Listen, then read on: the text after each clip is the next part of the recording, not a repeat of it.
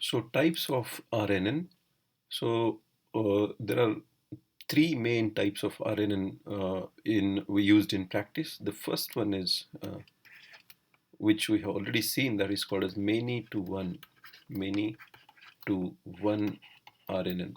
So these types are dependent or decided on how many inputs you are giving to the RNN and how many outputs we are getting from the RNN. In case of many to one, we have many inputs and we get one output, like sentiment classification, which we have seen, movie review.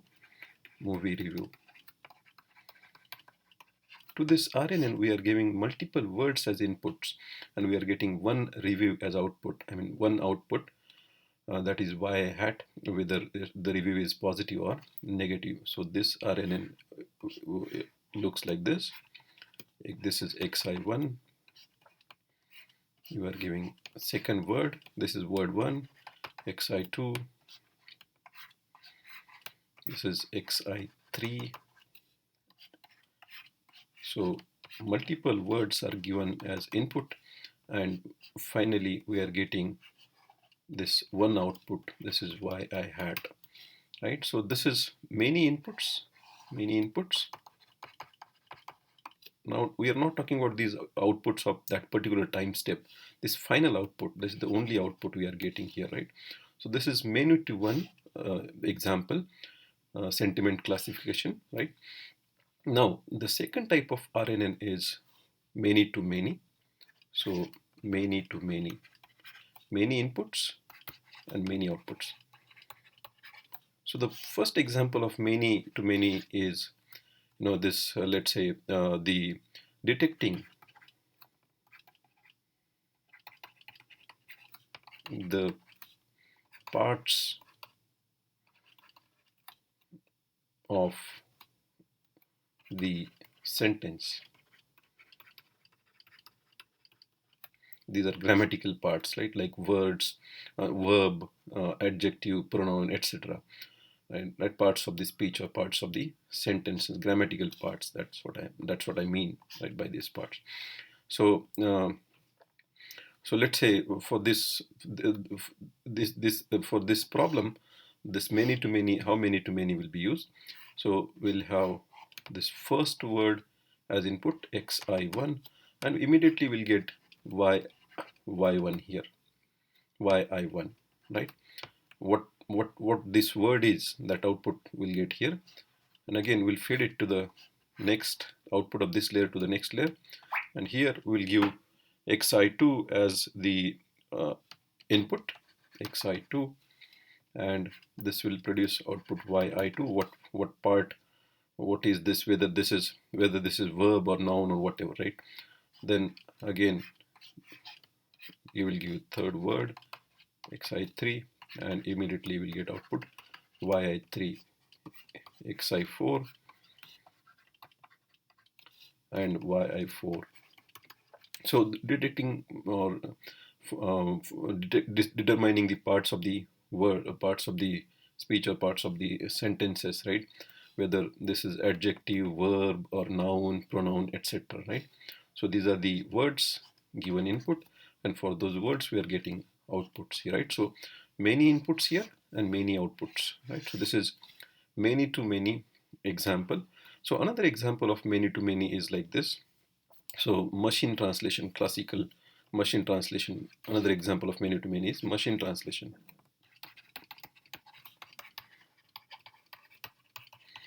Machine translation means converting a sentence in one language to a sentence in another language. For example, English to, let's say, German, right? So we are given a sentence in English and we'll be converting that sentence into a German sentence, right? So for that we need to first feed in the complete English sentence, right? So this is the word 1, word 2, word 3, word 4, right? So this is how we are maintaining sequence information, right? So xi1, xi2, xi3, xi4. So we fed in all the words of this English sentence, and then after after understanding or after getting complete sentence, then only we'll be able to translate into German. So here we are now converting it into, this is how, or if this is word 5 again, let's say except 5, this is y1, yi1, this is yi2, this is yi3,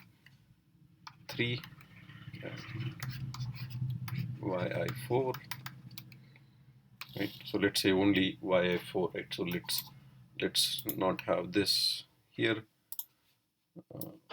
right? So this is how many to many machine translation model looks like. So we are feeding the complete a sentence, right? And after that we are getting the output set, many words, right? Maybe not exactly 4 words, maybe 5, right? Because for 4 English words there might be five German statements, five German words in a sentence, right? Or maybe 3, right? Not exactly 4. I drawn it here, but these might not be exactly 4 or 5 or 3, right?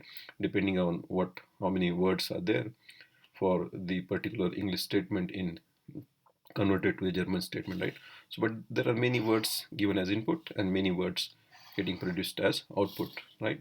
So this is machine translation example, many to many neural, many to many RNN. Now another RNN is, third type of RNN is called as one to many, one to many, right? We have only one input and many outputs, right? Now let's say the problem at hand is, let's say we are given an image and we are asked, does this image contain, does this image contain a cat, right? So that's the question, uh, or or rather than asking this question like this, I will ask a question: what does this image contain? What does this image contain? Right. So that's the question we'll ask. Let's say. So now the answer to this, our RNN will answer this image contains, whether this image contains